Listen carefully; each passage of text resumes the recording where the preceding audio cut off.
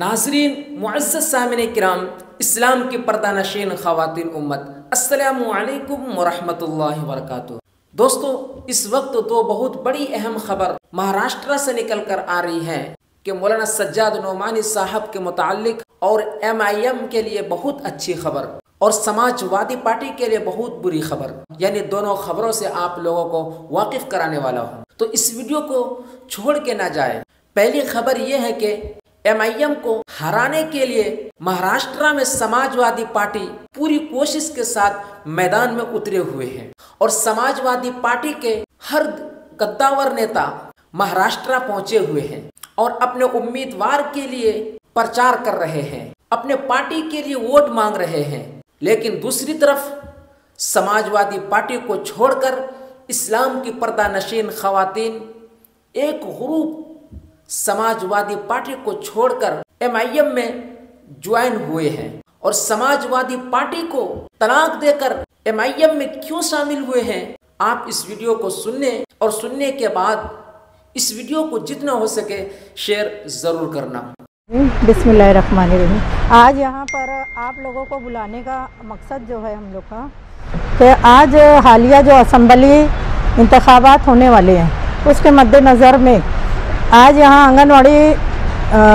आंगनवाड़ी कर्मचारी यूनियन के लोग जो हैं हमारे साथ में हैं, वो साथ में मुस्लिम महिला शैक्षणिक सामाजिक संस्था के कुछ लोग हैं। उन लोगों ने के मशवरे के बाद हम लोग यहाँ पर आप लोग को बुलाया गया है कि हमें अभी इस वक्त असेंबली इंतखाब में किसका साथ देना अभी ज़रूरत है।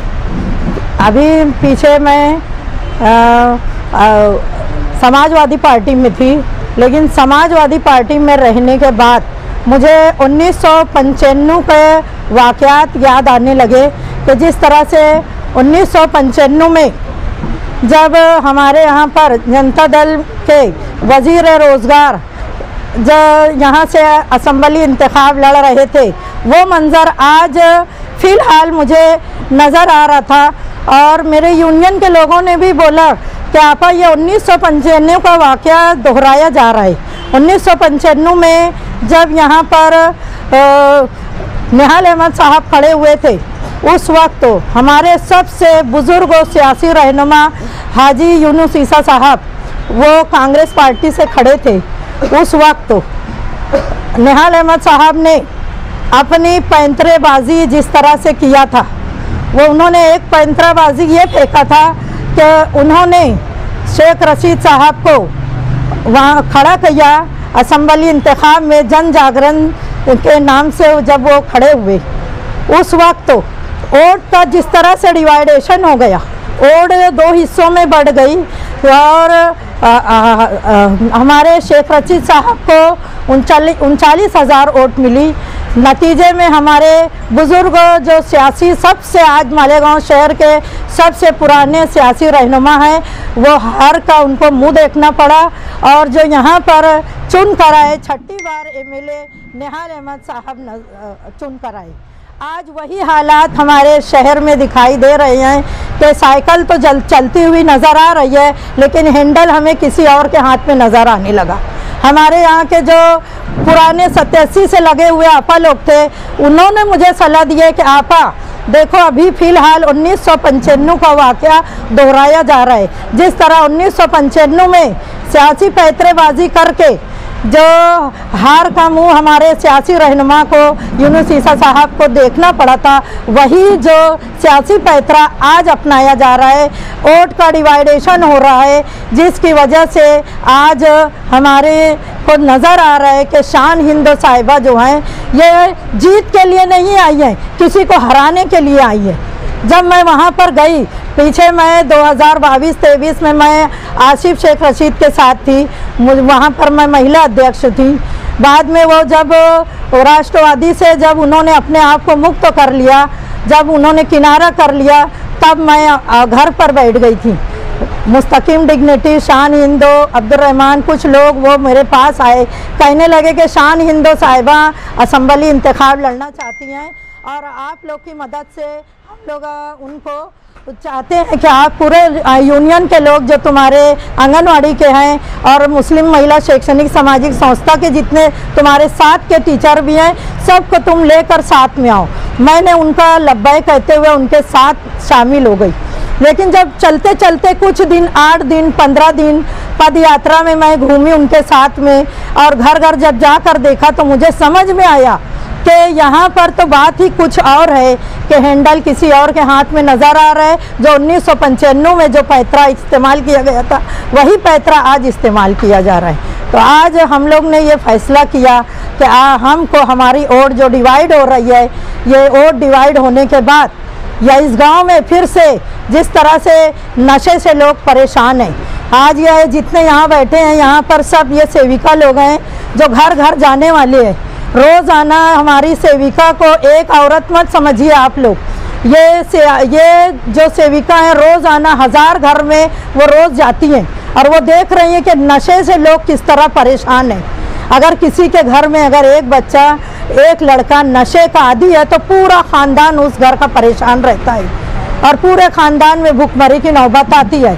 आज हमारा अगर वोट का डिवाइडेशन हो गया तो जिस तरह से लोग हम देख रहे हैं कि गुंडागर्दी शबाब पर है, आज जमहूरियत का खून किया जा रहा है। आज खुलकर कोई झंडा और फूल पहनता नहीं है, क्यों? किस लिए कि पता नहीं इलेक्शन के बाद हो सकता है कि हमें मारा जाए पीटा जाए। जमहूरियत का खून होते दिखाई दे रहा है, इसलिए हम लोगों को ये कदम उठाना पड़ा कि हमको इत्तेहादुल मुस्लिमीन के साथ ये मुफ्ती मोहम्मद इस्माइल का साथ देने के लिए हम लोग यहाँ पर आपके सामने जमा हुए हैं। जब साजन मियाल अहमद साहबा थी 1994-95 में हम लोगों की एक बालवाड़ी थी, बालवाड़ी के टाइम से मैं उनके साथ में काम करती हूँ, लेकिन उनका ऐसा रवैया देखते हुए हमारी कुछ सेविका जो यहाँ आपको दिखाई दे रही हैं, ये लोग उनके साथ जाने के लिए तैयार नहीं है। आज वो लोग कहने लगे कि आपा उनका रवैया बहुत ख़राब है।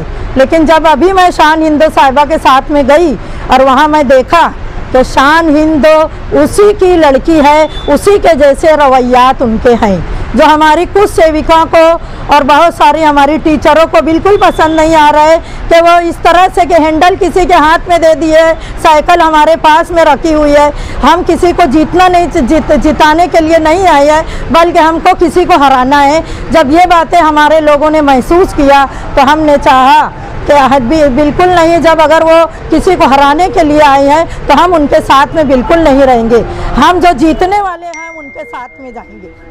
साइकिल का हैंडल किसके पास है? साइकिल का हैंडल आप लोग तो भी पत्रकार आपको भी दिखाई दे रहा होगा, जिस तरह से 1995 में जब इधर से तीर चलाया गया था, आज जो है उल्टा पैतरा चल रहा है कि आज हमको दिखाई दे रहा है कि शेख आसिफ साहब के हाथ में हमको हैंडल दिखाई दे रहा है। कितने लोग के साथ मेरी यूनियन के 130 लोग हैं आंगनवाड़ी के, और मुस्लिम महिला शैक्षणिक सामाजिक संस्था के तकरीबन 42-45 लोग हैं जो हम लोग ये संस्था के तौर पर काम करते हैं। वो लोग हम लोग यहाँ पर उनको हिमायत दे रहे हैं। मेरा सवाल है, हाँ बोलिए। आपने जो रवैये की बात की, हाँ, ये रवैया आपने बहुत पहले से जुड़ी हुई है हाँ हमारी सेविकाओं के साथ। हाँ, तो रवैया तो आपको पहले से मालूम था, फिर आपने क्यों समाजवादी ज्वाइन की? हमने सोचा था कि शान हिंदो का रवैया आपने बहुत पहले से जुड़ी हुई है हाँ हमारी सेविकाओं के साथ। हाँ, तो रवैया तो आपको पहले से मालूम था, फिर आपने क्यों समाजवादी ज्वाइन की? हमने सोचा था कि शान हिंदो का रवैया उसकी माँ से अलग होगा। माँ जिस तरह से है, क्योंकि आज आप लोग को भी मालूम है कि पूरे दोस्तों, अब दूसरी खबर से आप लोगों को वाकिफ करता हूँ। मौलाना सज्जाद नौमानी के मुताल्लिक हैं, जो इम्तियाज जलील की हिमायत करते हुए दिख रहे हैं। मौलाना सज्जाद नौमानी साहब ने क्या कहा, आइए सुनते हैं उनकी जुबानों से। इस बात की इत्तला मिली है कि औरंगाबाद में कुछ हजरात मेरी कुछ बातों को के हवाले से ये प्रोपेगेंडा कर रहे हैं कि मेरी भी राय ये है कि औरंगाबाद में भी इंडिया अलायंस के उम्मीदवार को सपोर्ट किया जाए। तो मेरी बात की सही तर्जुमानी ये नहीं है जो की जा रही है कहीं कहीं। मैं ये कह रहा हूँ और पूरी कुव्वत और एतमाद के साथ कह रहा हूँ कि हर जगह पर, हर कॉन्स्टिट्यूंसी में हम उस उम्मीदवार को मुंतखब करें और अपने तमाम वोट उसी को दें जो ये नफरत फैलाने वालों को कमजोर करें, फाशिस्ट ताकतों को जीतने न दें। जी। अब औरंगाबाद की सूरत हाल ये है कि वहाँ इम्तियाज जलील जैसे हमारे अपने उम्मीदवार मौजूद हैं, तो बिल्कुल पूरी ताकत के साथ उनको सपोर्ट किया जाए और इंशाअल्लाह वो इस पोजीशन में है कि वो फाशिस्ट ताकतों को रोक दे, उनको इस मुकाम तक पहुंचाएं कि वो फाशिस्ट ताकतों को रोकने में कामयाब हो जाए। ये है मेरा अपना मौकफ।